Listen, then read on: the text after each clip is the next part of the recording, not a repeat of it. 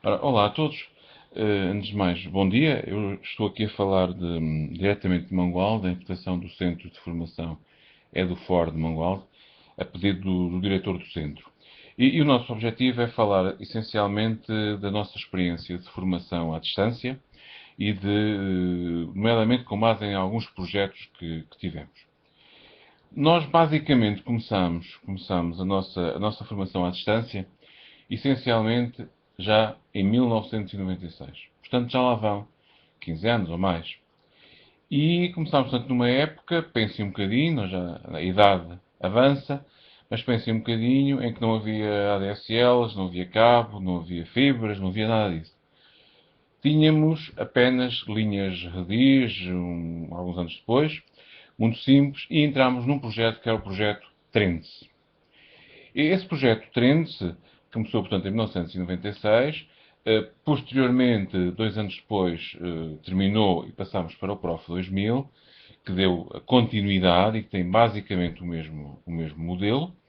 E, posteriormente, enfim, com a extinção, digamos assim, do Prof 2000, ele não acabou formalmente, mas com o esvaziamento do Prof 2000, nós fomos então, entramos em formação à distância, através, nomeadamente, da plataforma Moodle, e temos realmente vários projetos e dezenas de ações de formação à distância. Mas tudo começou aqui com o Trends e tudo começou aqui com o Prof 2000, e portanto vamos falar um bocadinho sobre isso.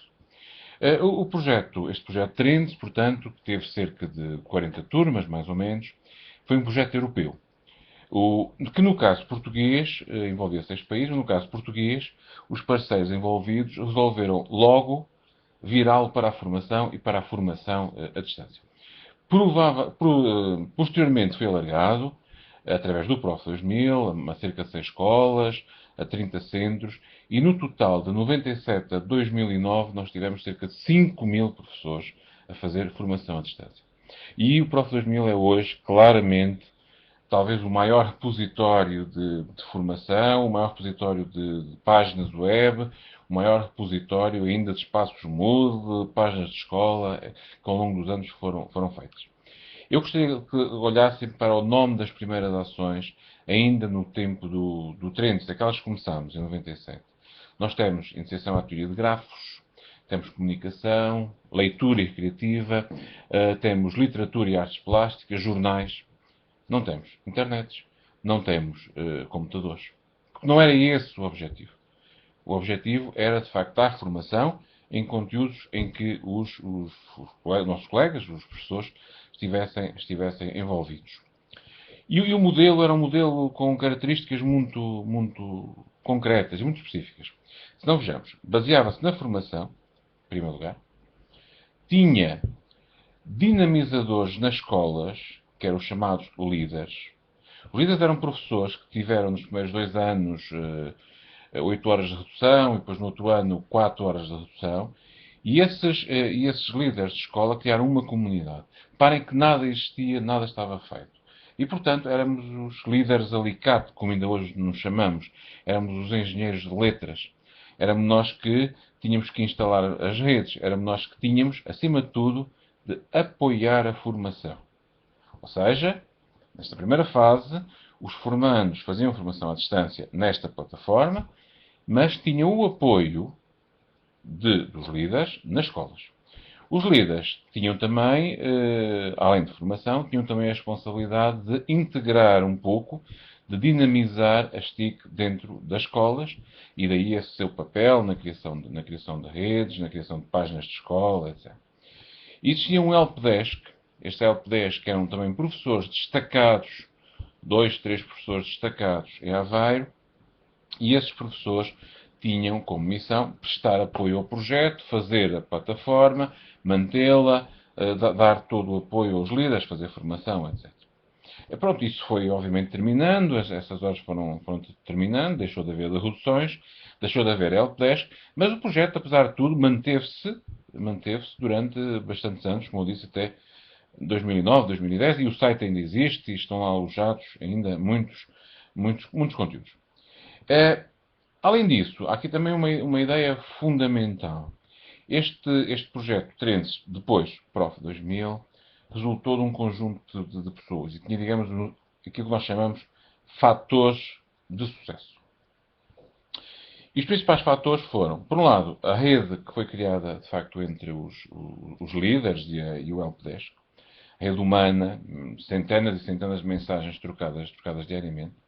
Era esse apoio dos líderes aos formandos. Os formandos não estavam isolados. Foi um objetivo desde o início também, integrar as atividades de formação no processo de ensino, por isso optámos por oficinas de formação. Pretendia-se que as escolas estivessem envolvidas no seu conjunto. Daí que muitas vezes conseguíamos que alguns diretores, por exemplo, fossem eles também formandos, pessoas com algum peso na escola. Esses líderes, atenção, não eram de informática. Existiam, por exemplo, muitos líderes de história, muitos líderes de educação física. O que estava ali em causa era o tipo de personalidade dessas pessoas. E há aqui um fator também fundamental: as parcerias, que já na altura foram estabelecidas, nomeadamente com o Centro de Estudos de Telecomunicações da PT, futuramente PT Inovação, que no fundo testou o modelo connosco e que acabou por dar origem ao atual Formarem, que eles estão a comercializar. Mas a presença de unidades privadas, além obviamente da direção regional, de centros de formação, essas parcerias deram também um ritmo ao Prof 2000 que às vezes não se encontra nas escolas. Quanto à plataforma em si, a plataforma era muito baseada realmente na metáfora da sala de aula. É um dos defeitos. Porque foi feita por professores, foi desenvolvida ao longo dos professores. E existia desconfiança. Se existia desconfiança, nós tínhamos que conseguir criar alguns elementos de controlo. Por isso nós tínhamos salas livre de ponto, tínhamos toque de entrada e de saída, digamos assim. Agarrávamos muito a um guião. Tinha que existir um plano muito concreto daquilo que se fazia durante a sessão. E porquê que eu quero chamar a atenção para esta questão da sessão? É que o modelo implicava oficinas de formação, 25 horas, 8 sessões síncronas, à distância, mas em que os formandos e o formador estavam ao mesmo tempo ligados online. E estavam ao mesmo tempo a fazer o quê? A seguir o plano. A seguir o plano, a fazer as atividades do plano e tinham que as seguir o mais rigorosamente possível e havia um controlo. Controlo esse que também era feito através das sessões de chat. Nós, na altura, enfim, a videoconferência estava ainda muito incipiente e era através do IRC, do chat, que nós conversávamos e que nós mantínhamos o diálogo, não só de apoio, mas também de discussão dos assuntos em concreto. Repare-se que foi a única forma do Conselho Coordenador deixar passar estas ações de formação. Ou seja, a componente presencial das 8 sessões existia à distância, mas eram síncronas. Estávamos lá. E isso é algo que ainda hoje tem que ser discutido, porque fazer formação à distância sem haver esses momentos síncronos, esses momentos em que o formador está junto dos formandos, ainda é, acho eu, bastante complexo. Além disso, um outro ponto que eu não referi.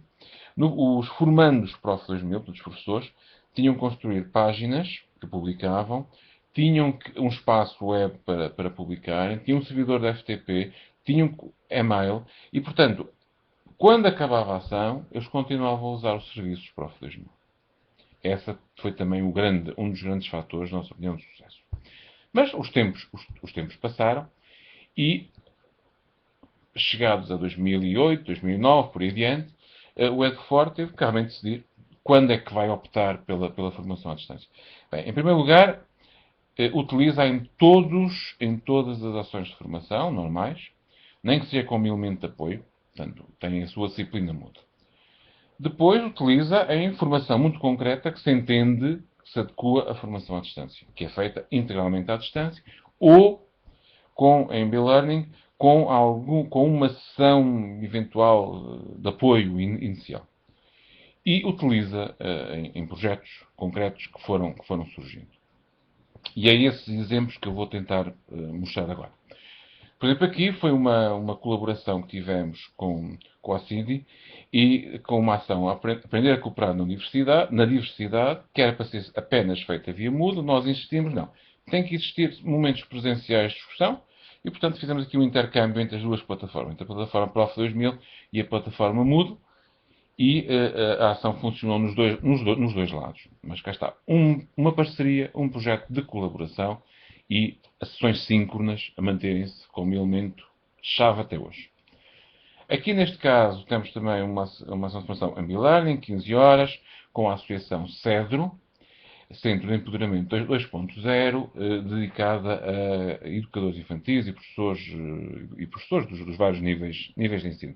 Uma ação presencial na escola, o resto utilizando a plataforma Moodle, portanto, através de formação à distância. Neste caso, já é uma ação de formação concreta, que utilizou unicamente a plataforma Moodle, que foi feita, aliás, este ano, sob ferramentas web 2.0. Portanto, foi uma modalidade normal de formação à distância. Tivemos uma sessão presencial também no início e tivemos uma sessão de apoio técnico dado por alguém do centro de formação, por um assessor do centro de formação, para, enfim, explicar aos formandos coisas tão simples como utilizar o Skype, fazer um filme no YouTube da apresentação, instalar uma ou outra aplicação que depois foi necessária. Continuamos a repetir, este apoio para nós é de facto essencial. Aqui temos um outro exemplo de formação que foi feita com a Escola Básica e Secundária Tomás de Borba, nos Açores, em que alguns formadores do nosso centro foram aos Açores, deram sessões presenciais e o resto foi também feito em formação à distância posteriormente.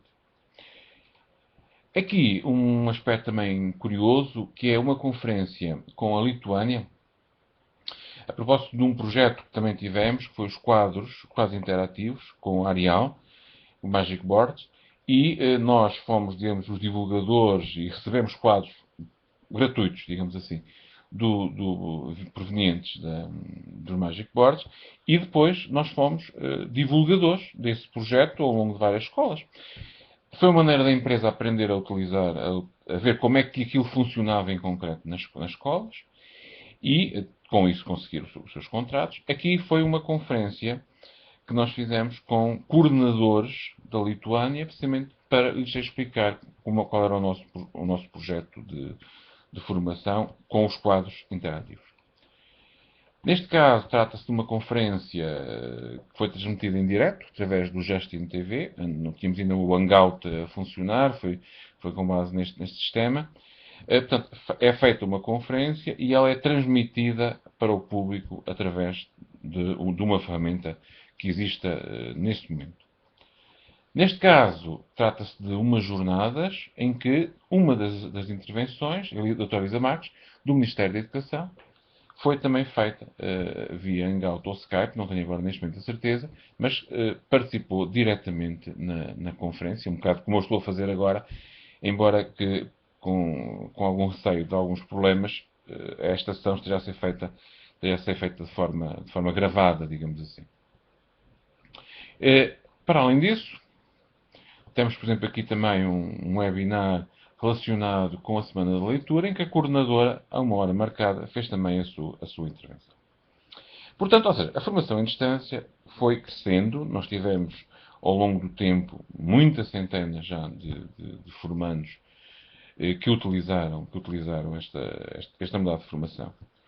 E as questões que nós gostaríamos de colocar agora eram portanto, as seguintes, para tentarmos concluir para já esta intervenção.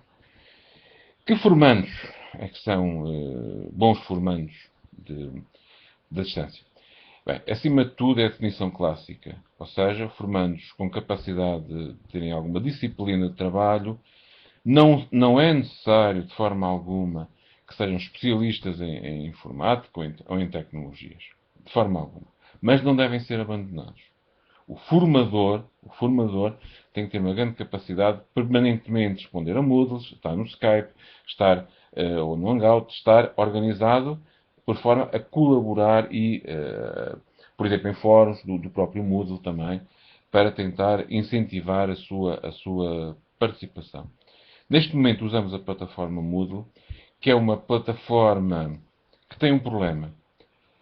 Pode ser usada de forma profundamente tradicional, como um simples repositório de textos do Word e PDFs. E se for esse o caso, de facto não funciona, não resulta, não tem qualquer interatividade. Mas também tem ferramentas interativas e a questão que está em causa é sermos capazes de utilizar o Moodle de forma ativa, de forma que permita a interatividade. Ainda existe uma grande confusão na questão da organização e da legislação.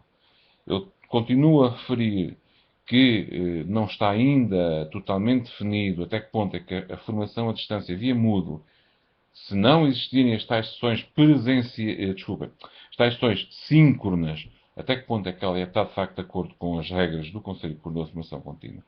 Creio que não. Portanto, terão que existir os momentos síncronos. No nosso caso, normalmente são as tais 8 sessões síncronas que temos, neste caso via Moodle, ou via Hangout, ou via Skype, no sentido de estimularmos e motivarmos e trabalharmos em conjunto com os formandos. Por outro lado, é fundamental a integração na sala de aula e por isso nós apostamos fortemente nas oficinas e nos projetos.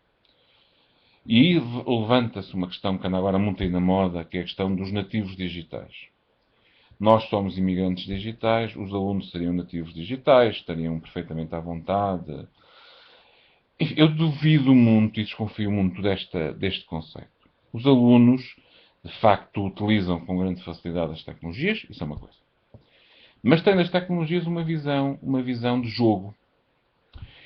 E transferir essa visão de jogo para uma visão de trabalho na sala de aula é muitas vezes complicado. E os alunos rejeitam quadros interativos quando for meramente passivo, rejeitam e estão fartos de ver PowerPoints e coisas do género. Portanto, ou nós inserimos de facto uma aprendizagem em rede, ou nós inserimos de facto outras tecnologias que os alunos conhecem e dominam, mas que sejam utilizadas de outra forma, ou essa questão de que os alunos sabem e que os alunos são nativos digitais faz-me alguma espécie. Até porque, se vimos aqui para o interior e para algumas zonas, isso não é bem assim. As TICs, as tecnologias, têm que ser de facto integradas no currículo e por isso as oficinas e por isso os projetos. Não é? O envolvimento em projetos tem que ser algo que as escolas e os centros de formação têm de fazer, em projetos públicos, em projetos privados, com instituições privadas. Posso dar um exemplo. Nós conseguimos ter um projeto de utilização de tablets, precisamente através de uma parceria. Utilizamos os projetos dos quadros interativos através de uma parceria. Portanto, existem entidades privadas que estão dispostas a tentar e a experimentar, a ver em que é que as suas ferramentas podem ser melhoradas. E nós temos que as aproveitar. Temos que avançar fortemente para as ferramentas Web 2.0 na formação. Para o Mobile Learning, que está agora também bastante na moda, e que se os alunos o utilizam, nós temos que utilizar, temos que acabar com aquelas proibições um pouco malucas que por aí andam, não é? Dos telemóveis e dessas coisas. Anda agora a discutir-se também muito a formação em programação. Não falo em programação clássica, bruta, digamos assim, mas falamos em ferramentas como o Scratch e outras que permitem um raciocínio lógico e que é uma boa aposta de formação e, obviamente, nos ambientes de aprendizagem pessoal, os PLEs. Tentando terminar, nós começámos isto em 94, 95 e pensávamos, tínhamos um sonho, que íamos rapidamente mudar a educação, que a tecnologia estava aí em força, isto ia crescer e íamos controlar e que rapidamente a educação ia ser alterada. Só que de facto é isso, mudou-se a escola, o mundo mudou, a globalização, mas eu acho que a educação está muito na mesma, sinceramente. Está muito na mesma porque continua a existir o conflito metodológico. Nós temos as ferramentas, mas usamos-las de forma errada. Usamos-las com metodologias tradicionais. Ferramentas são criadas para serem usadas em aprendizagem em rede e em aprendizagens ativas e não de uma forma metodológica tradicional. E este é um problema grave. E por isso a formação tem que ser capaz de fazer entender isso aos professores. Porque ainda hoje, nós temos os mesmos problemas que tínhamos em 94, 95. Material parado, quase interativos parados, falta de manutenção, computadores desativados e um problema grave. Quando eu falo a um professor em utilização de tecnologia na sala de aula, ele pensa: vou fazer um guião, vou levar os meus alunos para uma sala de computadores e vou pôr cada um no seu computador a trabalhar. Esta ideia tem que desaparecer, porque isto não é trabalhar com tecnologias e não é trabalhar com computadores em 2012 e 2013. Já não é. Já não é assim. Cá está o tal conflito, digamos, metodológico. E mesmo para terminar, há, digamos, aqui um triângulo. Nós temos os conteúdos, temos aspectos pedagógicos e temos tecnologia.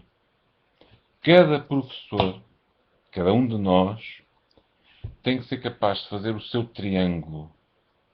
Desviá-lo um pouco mais para um lado, um pouco mais para o outro. Tem que ser capaz de ter o seu triângulo e integrar harmoniosamente esta figura. Mas isso compete a cada um de nós e compete a cada professor. Ser capaz de perceber que a tecnologia só faz sentido em determinados conteúdos e tem que ter implicações metodológicas e pedagógicas diferentes. Pronto, e de forma muito resumida, foi este, de facto, a apresentação que nós tínhamos prevista. Espero que os trabalhos corram bem e daqui a pouco, se houver alguma questão, estarei então em direto para responder a dúvidas.